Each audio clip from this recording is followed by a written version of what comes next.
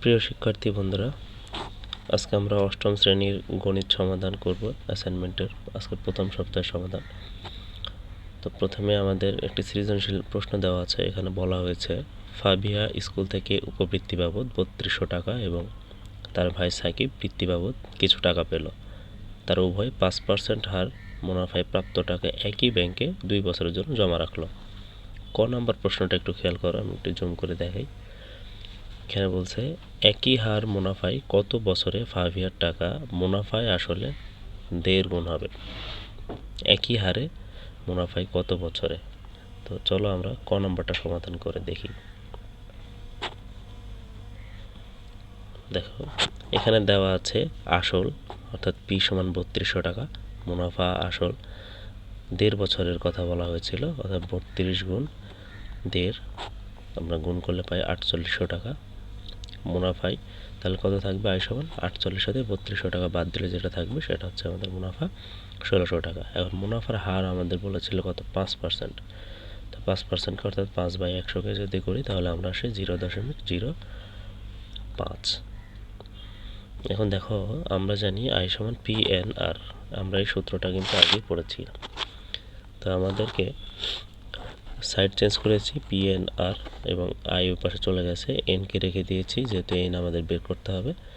দেখো আয়ের মান এবং পি ও আর এর মান দেওয়া আছে, আমরা বসিয়ে দিয়েছি। কাটাকাটি করলে আমরা পাই এন সমান 10 বছর, অর্থাৎ নির্ণয় সমাধান আমাদের 10 বছর। তোমরা একটু স্ক্রিনশটটা নিতে পারো যারা মিস করতেছো।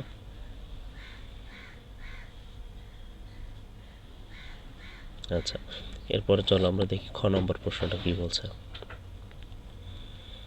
খ নম্বর প্রশ্ন বলছে সাকিবের টাকা সরল মুনাফা ও চক্রবৃদ্ধি মুনাফার পার্থক্য হলো 10 টাকা। সে কত টাকা বৃত্তি পেয়েছিল? আমাদের বের করতে হবে কি সে কত টাকা বৃত্তি পেয়েছিল। খ নম্বর, মনে করি আসল হচ্ছে পি টাকা, যেহেতু আসল টাকা আমরা জানি না ধরে নিচ্ছি পি টাকা। সময় হচ্ছে এন সমান 2 বছর, মুনাফার হার আর সমান 5%। আমরা এটাকে 5/100 লিখতে পারি অথবা কাটাকাটি করলে 1/20ও লিখতে পারি। তো আমরা আমাদের সুবিধা মতো যেটা আমাকে কাজে লাগবে সেটাই ব্যবহার করব। দেখো এখন আমরা জানি আই সমান PNR, আগে সূত্রটাই। তো এখানে এন সমান ছিল 2 বছর এবং আর সমান 1/20, কাটাকাটি করলে আসে P/10। তাহলে আমাদের আই সমান কি পেলাম? P/10। আবার আমাদের বলছিল চক্রবৃদ্ধি মুনাফা। চক্রবৃদ্ধি মুনাফা কি? C minus P. তো সি সমান আমরা কি জানি? সি সমান একটা সূত্র আছে P into 1 plus r to the power n minus P ছিল, পি এখানে থাকবে। তো আমাদের আর এর মান আমরা জানতাম, তো বসিয়ে দিই এখানে আর এর মান 1/20 বসানোর পরে তৃতীয় লাইনটাতে একটু দেখো, আমি জুম করে দেখাই। এখানে আমরা লসাগু করেছি, ঠিক আছে? 20-এর লসাগু করার পরে দেখো এখানে 21/20 square by n minus P. এখন দেখো পি গুণ 441/400 মাইনাস পি। এখন পি পাশেরটার সাথে গুণ অবস্থায় আছে, তো আমরা গুণ করে দিই, তাহলে উপরে চলে গেল 441 পি। এরপরে আমরা কি করব দেখো, এরপর আমরা আবার লসাগু করব। লসাগু এখানে 400, তো 441 থেকে 400 যদি আমরা বাদ দিই তাহলে আমাদের 41 পি থাকে। তাহলে এই 41 পি বাই হচ্ছে 400, এটা আমরা কি পেলাম? চক্রবৃদ্ধি মুনাফা পেলাম, ঠিক আছে? এখন প্রশ্ন মতে আমাদের কি বলেছিল? চক্রবৃদ্ধি মুনাফা থেকে যদি আমরা মুনাফা বাদ দিই তাদের পার্থক্য কত আসবে? 10 টাকা। তো আমরা লিখলাম। তারপরে পরের দ্বিতীয় ধাপে দেখো আমরা কি করব।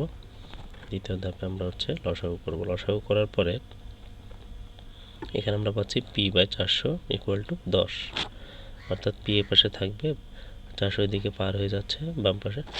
এখন দেখো পি ইকুয়াল টু 4000 টাকা। তাহলে আমাদের নির্ণয় কত? সাকিব 4000 টাকা বৃত্তি পেয়েছিল। যারা স্ক্রিনশট নিতে পারো নাই তারা নিয়ে নাও। ওকে, উপরে একটু নিচ্ছি যারা স্ক্রিনশটটা আগের বার মিস করেছিলে।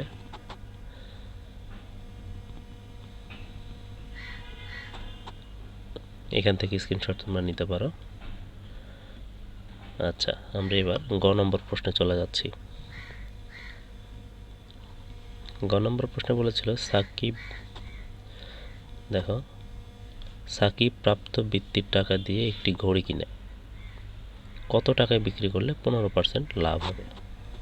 তাহলে সাকিব যেই টাকা বৃত্তি পায় সেই টাকা দিয়ে একটি ঘড়ি কিনে এবং সে কত টাকায় বিক্রি করলে 15% লাভ হবে আমাদের কাছ থেকে সেটাই জানতে চাওয়া হয়েছে। দেখো খ নম্বরে আমরা পেয়েছিলাম কি সাকিব বৃত্তি পায় কত 4000 টাকা, তাহলে তার ঘড়ির দাম কত 4000 টাকা। ঘড়ির ক্রয় মূল্য 100 টাকা হলে 15% লাভে ঘড়িটির বিক্রয় মূল্য কত হবে? অবশ্যই 15 টাকা বেশি হতে হবে, তাহলে 100 যোগ 15 115 টাকা। এখন ঘড়িটির ক্রয় মূল্য 100 টাকা হলে বিক্রয় মূল্য হবে 115 টাকা। 1 টাকায় কত এবং 4000 টাকায় কত, কাটাকাটি করলে আমরা পাচ্ছি কত 4600 টাকা। এখন আমাদের বলেছিল কত টাকা লাভ হয়, তো সাকিব 4000 টাকায় কিনে বিক্রি করে 4600 টাকায়, তো আমরা এখান থেকে বিয়োগ করলে পাই কত 600 টাকা। তাহলে সাকিবের লাভ হয় কত টাকা 600 টাকা। তো প্রিয় শিক্ষার্থী বন্ধুরা, আজকে এই পর্যন্তই, দেখা হবে পরবর্তী অ্যাসাইনমেন্টে।